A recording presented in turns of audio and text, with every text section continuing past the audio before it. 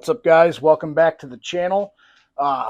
Today we're going to start the process of getting this ready to go in that.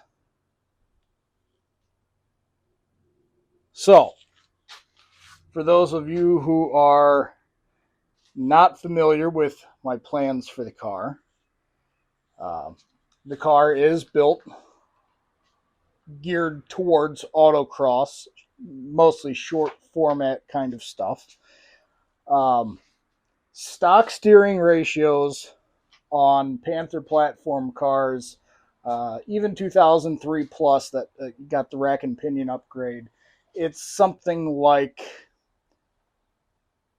18-1. It's really, really bad. So luckily, there's a couple companies out there that make conversion kits to put a S550 Mustang Electric Power Steering rack in the place of the standard hydraulic rack that's on the Panther platform. And as far as these kits go, not only is Range Industries the most economical kit out there, but in my opinion, it's the most comprehensive and, well, frankly, bolt-on kit. They've designed everything in such a way that, I mean, aside from fighting things on the car a little bit, bolt placement and whatnot, you bolt the steering rack to their bracket, use the supplied inner tie rods that they give you with the kit. They've already thought this all out. And then you put it in the car. Essentially, I mean, I'm oversimplifying it, but that's essentially what you're doing.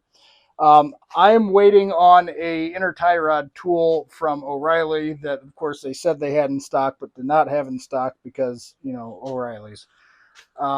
To disassemble things and start building this on the bench. So I think what I'm going to do today, because that's not going to be in until tomorrow morning, is I'm going to degrease this entire unit. I'm going to put the boots back on, and I'm going to hose this down with some super clean and some brake clean, because this thing is filthy. It is a junkyard pull, not a junkyard, it's a salvage yard pull. Came out of a wrecked 2016 EcoBoost Mustang. And you can find these units, depending on where you're at in the country. I was able to snag this one for a couple $100. Sometimes they're more expensive. Occasionally you'll find them listed for cheaper than that if you have a core to give them. Obviously, if you're doing a swap in a different vehicle, you're not going to have a core to give them back. So be careful of that. But was able to get this for a good price. But it's obviously been driven on said Mustang for quite a while. So that needs to be cleaned up. And then we'll get into bench building the setup so that really the process of getting it in the car will essentially be unbolting and dropping the rack and bolting this setup in and hooking everything up. So let's get started.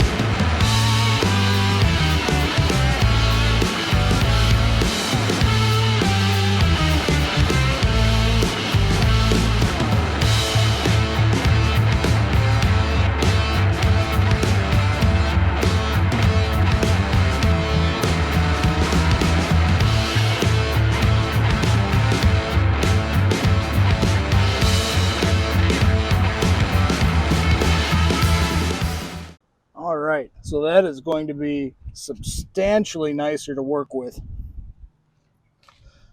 than that greasy, nasty mess that it was when it came out of the salvage yard. So we'll let that dry off. I'll go put it back on the bench for tonight. We'll let that dry off, and then tomorrow morning we'll run to O'Reilly's, get that tool, and we'll start breaking this down and reassembling the arrangement that will allow it to go in the Mercury. All right, so I didn't film that because honestly I thought I had screwed up. This is a pretty handy little tool for the inner tie rod. I think it was 25 bucks at O'Reilly.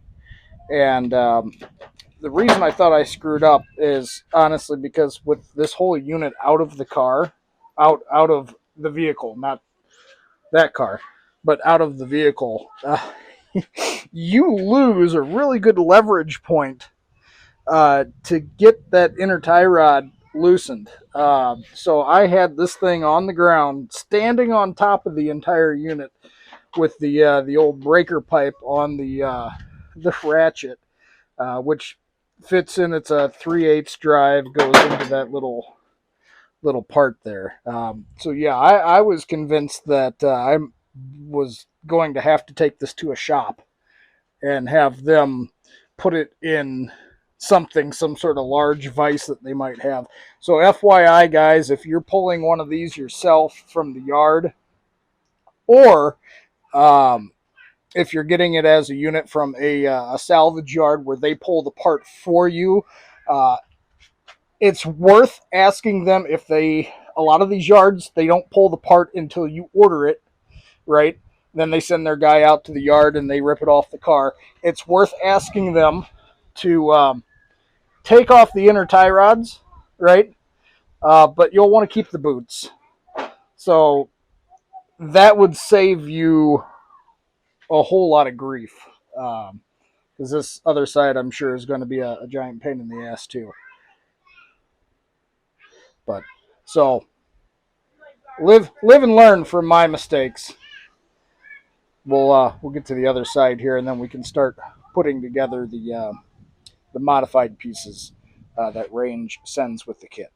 So what I've opted to do here is rent a tool from O'Reilly's. It's a master inner tie rod set.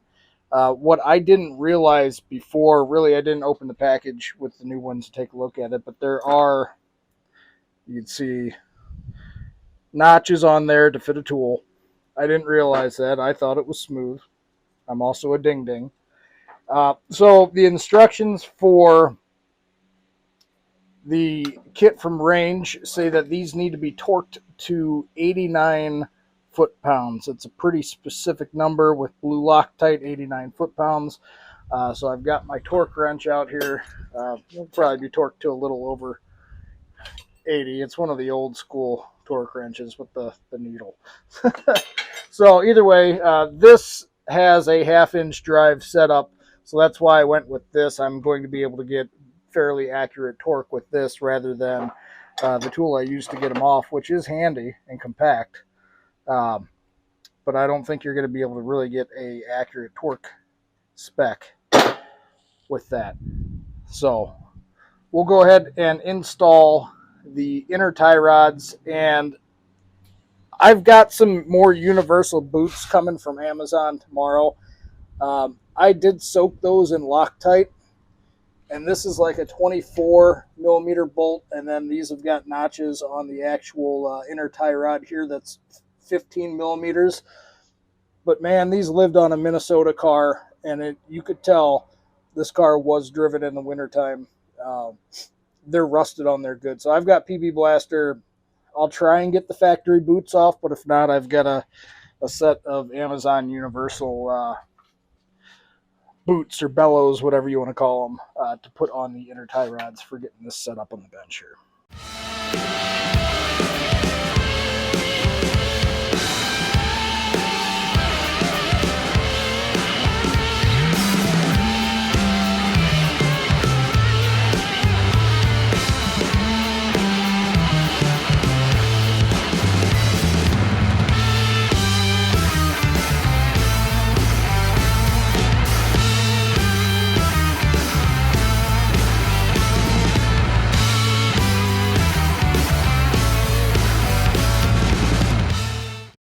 All right, so it's been a few days, and I do finally have this thing essentially bench built. There's a few things I need to tighten up.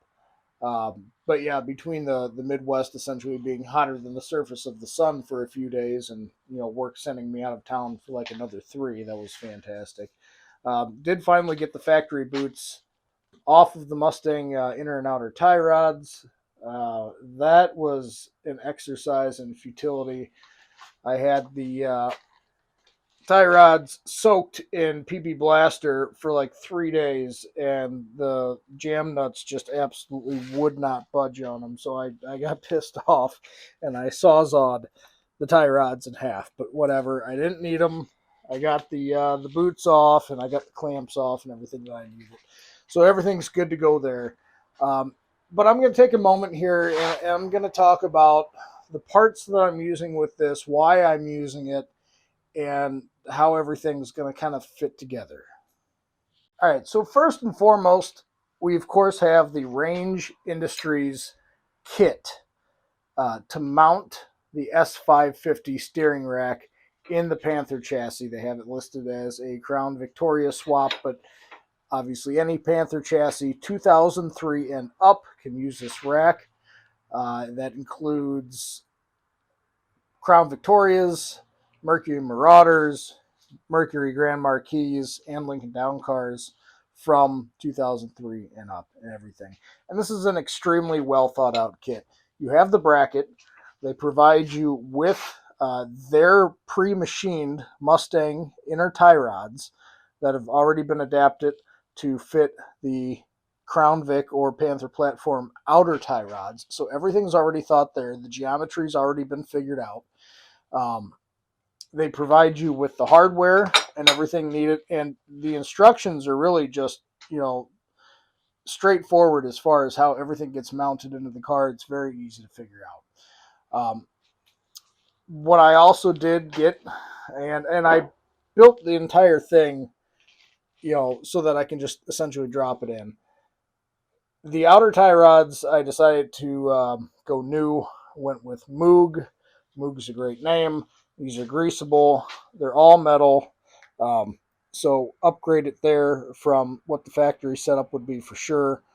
And the part numbers on that are, for the left and right side, is ES 3693 and ES 3694, if you're wondering.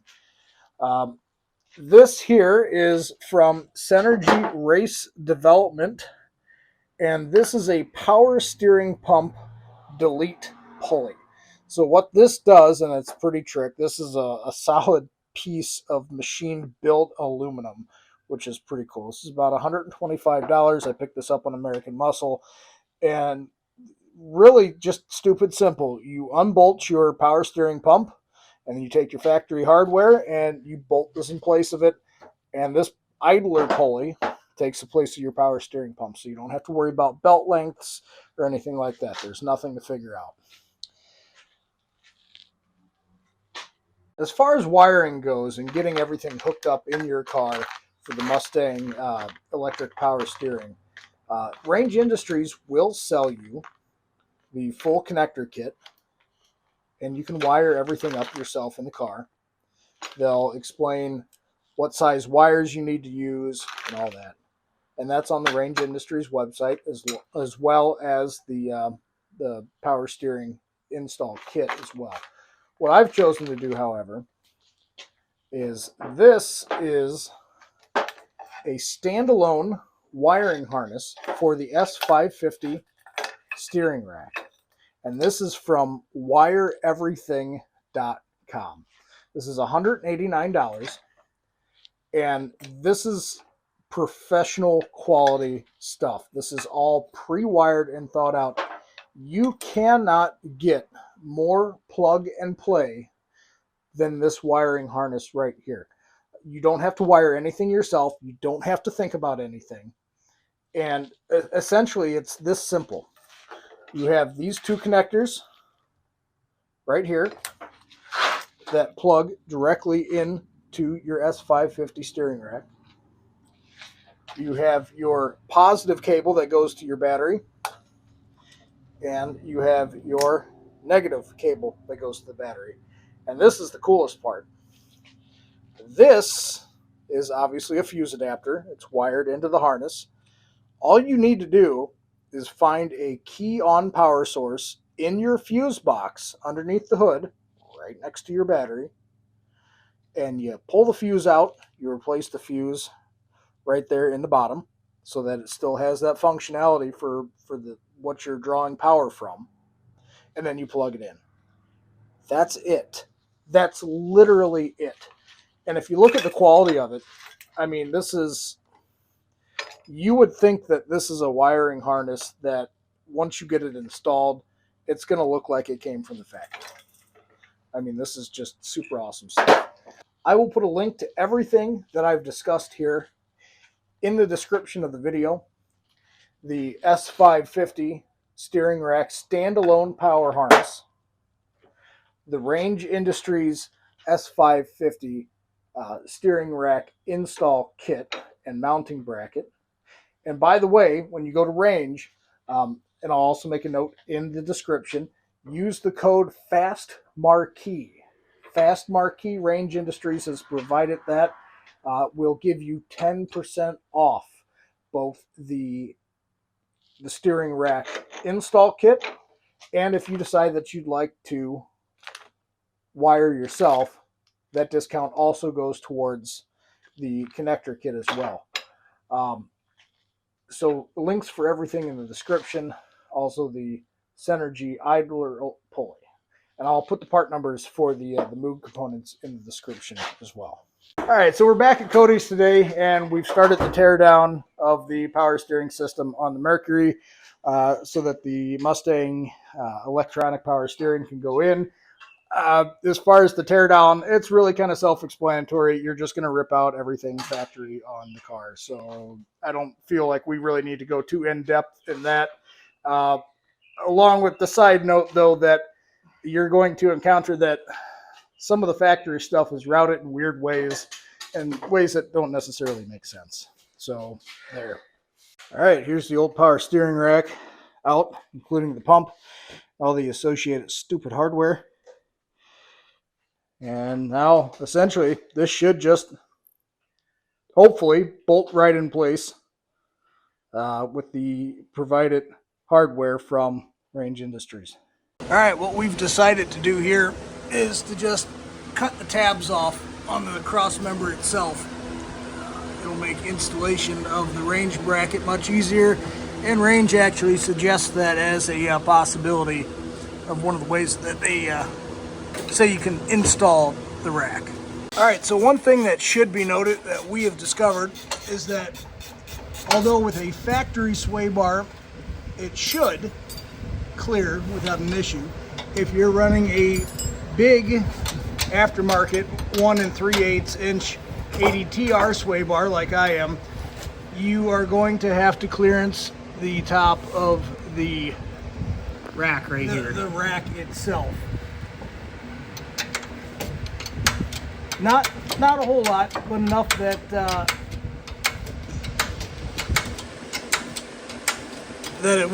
it'll rub without you doing it. Another pro tip that we found out, as far as installing the E-rack, it makes it much easier if you put the sway bar in first before tightening everything down on the E-rack. Otherwise, just because it hits, it gets to be where it pinches before you can get it in place. The large outcrop right there where the electronics is housed gets in the way of getting the sway bar up and over the rack. So just little tips for, it's a good kit, don't get me wrong. And cut the ears off. Yes, another thing that we've discovered, I mentioned earlier that we decided to cut the ears off, but upon further inspection, really, unless you're up on a lift or something and you've got more angles to work with, you just need to cut the ears off. Well, that, and then, I mean, you stick the wrench in here and you can see we're already overlapping where that ear was, so really you'd only be able to have a swing like this, because you can't even get a box end on there, so you're pretty much required to cut the ears off. Yep. So there you have it. There's that. Little pro tips as we go here. Get under here the best I can. Obviously, with the car as low as it sits, it's not exactly an easy task getting under here.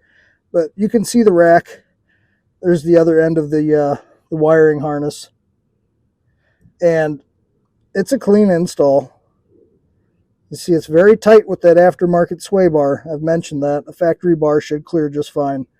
But yeah, that's the whole install. Between the two of us, both me and Cody working on it together, we had everything buttoned up with a alignment on the car in about it was about 5 hours total, and that was with running into some of the hiccups on the installation and having to figure things out as we went. All right, guys, we'll go over a little recap of the installation. I have driven the car now for several days, kind of how I feel about it. I don't think a driving video is really necessary because it's really just steering. I can tell you how it feels, but a video is not going to really give you any good idea of how it feels compared to the old hydraulic system.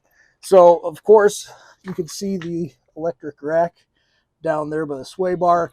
That is installed with the Range Industries kit, the bracket, and all the associated hardware, the inner tie rods.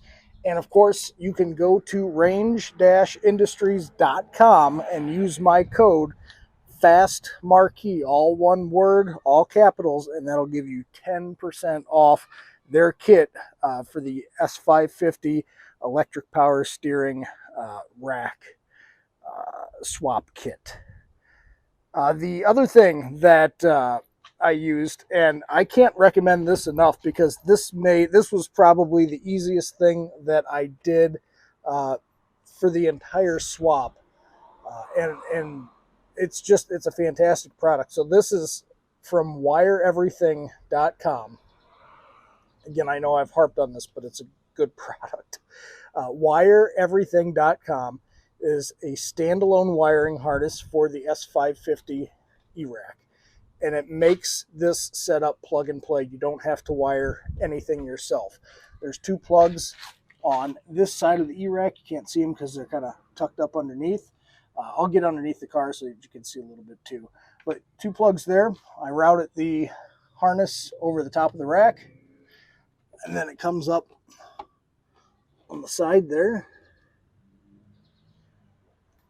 You can see where it was routed down in there and then over on the top of the rack. So you plug that end into the rack and you come over here and you've got negative to the battery, positive to the battery, and then right here is just a key on 12-volt source in the fuse box underneath the hood. That's it. Took 5 minutes to get everything routed, and of course this took a little bit more time just kind of trimming the door up there a little bit for the fuse box. But other than that, man, it was literally plug and play. The other big thing is this bracket right here. You see that nice chunk of billet aluminum hanging off the side of the engine block there. That is from Synergy Race Development, if I remember correctly, and that is a power steering delete pulley for 96 to 04. It's really designed with Mustangs in mind, but any two valve, you can delete the power steering pump pulley with that. You don't have to figure out belt lengths or anything like that. It all goes in the place of the stock power steering pump. One thing to note with that, though, and I didn't record it initially, is it does use the hardware from the stock power steering pump, and that involves you taking out the dowels from the stock power steering pump. That's a very important part of how that mounts. So just as a side note, remember that's what's required with that. You got to take the dowels out and put them in the two slots in the power steering pump delete bracket. But I will link everything in the description of the video, including the discount code for Range Industries, the link specifically to the S550 standalone wiring harness for the rack from wireeverything.com. And I'm sure there's multiple places you can get the power steering pump delete pulley. I got mine from American Muscle. I've had good luck with American Muscle before, good customer service, so I just went with them. I'll put a link to that specific part as well. And then as far as operation, it's just key on power. There's nothing terribly special about this at all on how it operates. So key on, right? And there's a little bit of a startup time. As you can see, it's there it goes. Takes about 5 seconds to start up, but once it starts up, you've got electric power steering. The way it feels when you drive it, there's a little bit more effort involved than the one finger grandpa power steering that was on this before. The rack itself defaults to a mode that's very similar to sport, so there's more effort and more feedback that you actually get from the steering rack.